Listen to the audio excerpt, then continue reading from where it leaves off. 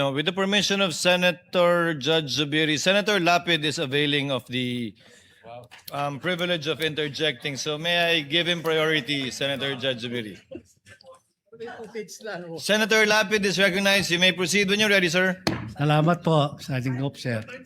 Ipapalo up ko lang po yung tanong ni Senator Lacson kanina. Yung pangalawang deliver nyo sa 125 million. Kung linagay nyo sa kaha, sabi nyo binigay nyo yung 80 kay La Chica, kay Kernel, saan napunta yung 45 million? Kanino nyo binigay? Sa aming vault pa po yun, Your Honor. Nung kinuha nyo yung 4 na bag sa bangko, nakita ba ni Vice President Sara yun? Binuksan mo sa harap niya? O hindi na, diniretso mo na kay Kernel La Chica? Pagkuha ko po ng pera sa bangko, inilagay ko sa bag, Your Honor. Dinala po namin yon sa opisina po namin at doon po nilagay ko po sa aking extension office, Your Honor. Hindi mo nilagay sa vault? Yung first withdrawal po, Your Honor, yung 2022, hindi na po nailagay sa vault, Hindi, Your yung Honor. pangalawa. Sabi mo, naibigay mo kay La Chica yung 80. Yung- Yung 45 million, saan mo linagay? Sa Kanino mo aming- binigay? Ginilagay ko po sa aming vault, Your Honor. Then, after po, na-release ko po yung first release ko na ETM, 80 million plus. After mga 1 month po, Your Honor, nag-submit po sa akin si Security Officer La Chica, Your Honor, ng Fund Utilization Report, Your Honor. At saka, may dala na po din siyang Object of Expenditure, Your Honor, na yun ang binabasihan ko po, Your Honor, ko na i-release ko po yung remaining pera, Your Honor.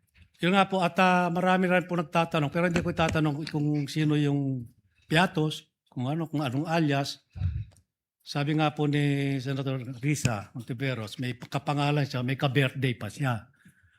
Meron din pong sinabi yung prosecutor na may 2 lapid na nando doon.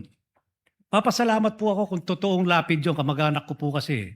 Sabi po kasi ng tatay ko, basta lapid kamag-anak ko. Kaya magpapasalamat po ako sa defense at kay La Chica kung nabigyan yung kamag-anak ko. Kung hindi, kung alias yun, paano yung pangalan at apelido namin na inalias nyo lang pala, hindi totoong tao? Your Honor, yung mga documents po na yan ay galing po sa security officer, Your Honor, na si Colonel La Chica, Your Honor, na itinalaga po ni Vice President, Your Honor. Kaya po nag-rely po ako, Your Honor, sa kanya kasi meron po siyang office order, Your Honor, na siya ang security officer, Your Honor, at siya po ang mag-implement ng mga various confidential operation or activities, Your Honor. Ba't yung pinagkatiwalaan si Colonel La Chica, may nakita ba kayong background niya? Nung siya, active pa siya hanggang ngayon. Meron ba siyang intelligence fund sa office niya, na sarili niya?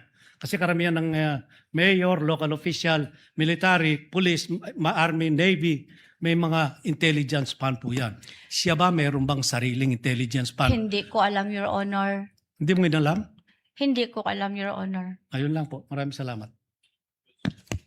Senator Judge, thank you, Senator Judge Lapid. Senator Judge Zubiri. You may proceed, sir. You have 2 minutes. When you're ready. Ayoko na magtanong sana, Mr. Presiding Officer. Napakaganda ng mga tanong ni Senator Lapid. Anticlimactic na po ako pagka ganito. Maayong hapon, Palangga. Maayong hapon. Silingan man ta, Ma'am Gina.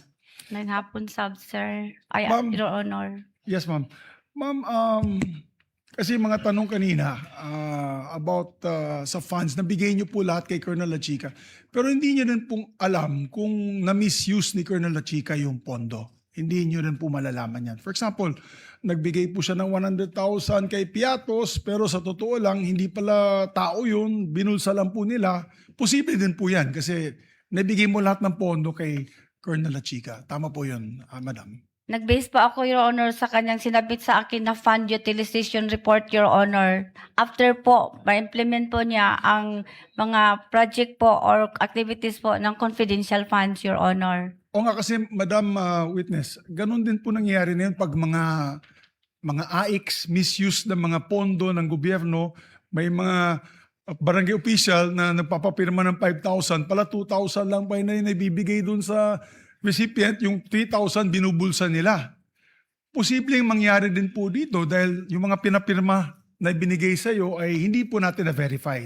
Totoo po yun. Hindi Biniver- naman na-verify. Biniverify ko po yun through La Chica, Your Honor. Kasi siya po ang nag-implement, Your Honor. Siya po ang may alam, Your Honor. Siya po ang eksperto, Your Honor. So iisang tao lamang ang iyong gisaligan, yung pinaniwalaan mo, madam. Kaysa lang po ang akong girilisan og kwarta, Your Honor. So katong gilista, yung nalista po ng mga gamot, yung mga expenses, gasolina, walang resibo po yun, ni isa, walang resibo. Wala po, Your Honor, kay confidential in nature po, said Colonel La Chica, Your Honor. Pero palangga, wala ka nahadlok. Wala ka nahadlok. In other words, hindi po kayo natakot. Kasi you're the SDO you're the accounting officer. Alam ko lahat ng LGUs, lahat ng mga government agencies, pati Philippine Sports Commission, hindi po naglalabas ng pondo yan kung walang resibo, ni piso. Talagang pambili lang ng equipment para sa sports. Kailangan may resibo po. At bine-verify pa yung resibo ay official receipt, hindi po yung acknowledgement receipt. Wala mong mahadlock, ma'am. Ako, Your Honor, nag-trust ako kay Colonel La Chica, Your Honor, kasi nag-trust po si VP Sara, kay siya po ang gitudlo nga security officer, Your Honor. At saka, ang gigastusan po, Your Honor, is confidential in nature, Your Honor. Sapagka ako ang understanding, Your Honor, kung i-divulge or itugan or isulti kung kinsa tong tawhana, Your Honor, mapiligro o mabutang Delikado, sa alanganin. masama ang tao, Your Honor. Oo. Okay. I have no Kay further confidential questions. in nature man to, Your Honor. Salamat kayo palangga. Thank you. Salamat po. Thank you, Senator Judge Zubiri, for the information of the Senator Judges. We shall try to wrap this up by 3 p.m. And according to the Senate President, we shall convene session at 3:30 p.m. The Senate President is recognized. Thank you, Mr. Presiding Officer. Magandang hapon muli, Ms. Acosta. According sa joint circular, kailangan pag nagsubmit ng liquidation report, kasama doon yung documentary evidence of payments. In this case, in acknowledgement receipts. Doon sa apat ninyong liquidation report, bakit po walang mga documentary evidence of payments? Bakit po walang acknowledgement receipts? Wala pa po, Your Honor, kasi kinokolekta pa po ang mga acknowledgement receipt, Your Honor, considering po, Your Honor, na iba-iba pong location, Your Honor, ang pag-implement po ng confidential activities or operations, Your Honor. Pero klaro sa joint circular na dapat naka-attach yung documentary evidence of payments, yung acknowledgement receipts. At bakit hindi nyo inintay dumating yung acknowledgement receipts? May deadline po, Your Honor, kung kailan po isubmit ang liquidation report, Your Honor, sa COA, Your Honor, in every confidential fund na na-release, Your Honor. Nag-demand ba kayo? Kanino manggagaling yung acknowledgement receipts? Sa security officer po, Your Honor, na si Colonel La Chica, Your Honor. Sino gumawa ng mga acknowledgement receipts? Nagbigay lang po ako sa kanya ng USB template po ng acknowledgement receipt, Your Honor. So siya gumawa rin? Basta binigay ko po sa kanya ang template na naka-USB po, Your Hindi Honor. kayo ang gumawa ng acknowledgement receipts? Yun po ang gibigay ko lang po sa kanya, Your Honor, is yung template, Your Honor. Bakit hindi nyo dinemand sa kanya yung acknowledgement receipts bago nyo isubmit yung liquidation report? Bakit hindi nyo sinabi, bigay mo na sa akin dahil may deadline tayo? Wala pa po, di pa po niya nakolekta lahat, Your Honor. Pero may ina-attach po kami, Your Honor, yung certification, Your Honor. Pero yung certification, nakasulat rin doon, kailangan yung documentary evidence of payments. No? Nakasulat rin doon. Hindi ka ba nag-report kay VP Sara na violation to ng joint circular? Bakit mo isinaalang-alang yung iyong pangalan na ma-violate itong joint circular? Hindi ka ba nagsumbong kay VP Sara na magkakaroon tayo ng violation?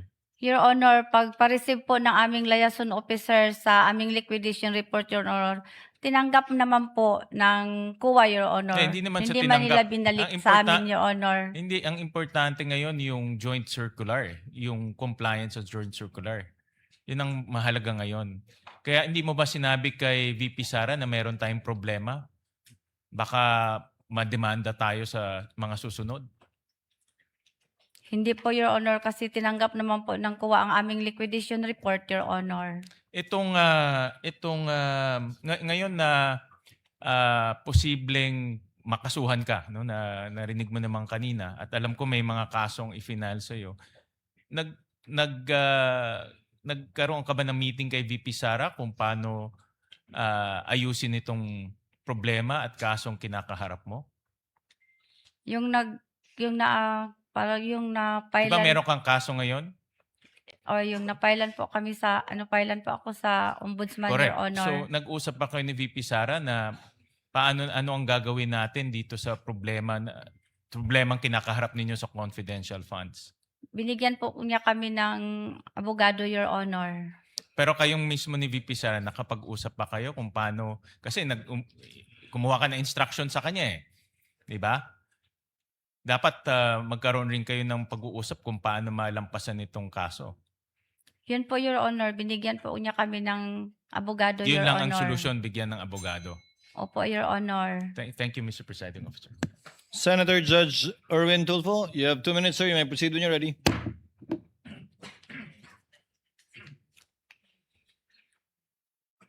Ms. Gina Acosta, una po, sorry po dun sa balita tungkol sa inyong asawa. Ano po? Sorry to hear that.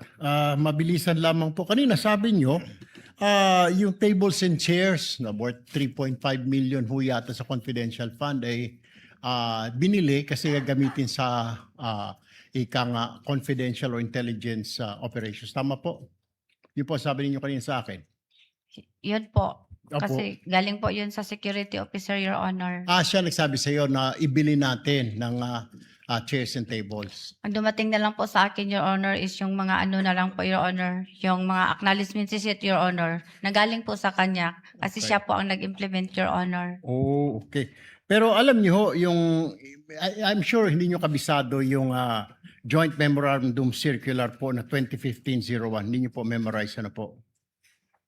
Di ko po lahat na-memorize, Your Honor. Yung Section 4.8, Section 4.11. Alam niyo ba kung anong sinasabi po nito? Pwede po maghingi ng kopya, Your Honor. Mayroon po ako pero ang sinasabi po doon sa Section 4.8, 4.11, kukurikin lang po kita ano po. Hindi po pwedeng gamitin ang confidential fund sa pagbibili ng furniture. Ayon po yan sa JMC 2015-01, Section 4.8 hanggang Section 4.11. Dahil ang confidential fund, ito po, para sa inyong kaalaman, ano po, ma'am, kasi hindi ko po rin kayo masisi, baka hindi po ninyo memorize. Purchase of information, rental of transport vehicles for surveillance, rental of incidental expenses of safe houses at purchase of highly specialized technical equipment. Ibig sabihin, mga surveillance equipment, mga camera, yun po ang pupwede. Tapos, ang sinasabi po dito, yung paggamit daw po ng confidential fund for office setup, furniture, or general supplies is prohibited dahil ito bypasses standard public procurement transparency rules without serving direct classified surveillance function.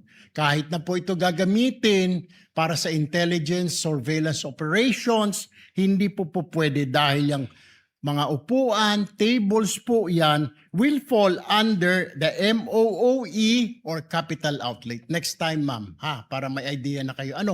Kung sakasakali maging in the future, maging SDO ulit kayo, yan po ang pagbabasihan natin. Alright? Retire na po ako, Your Okay. Honor. So, but for your information, ma'am. Ano po? Salamat po, Your Honor. Thank you po.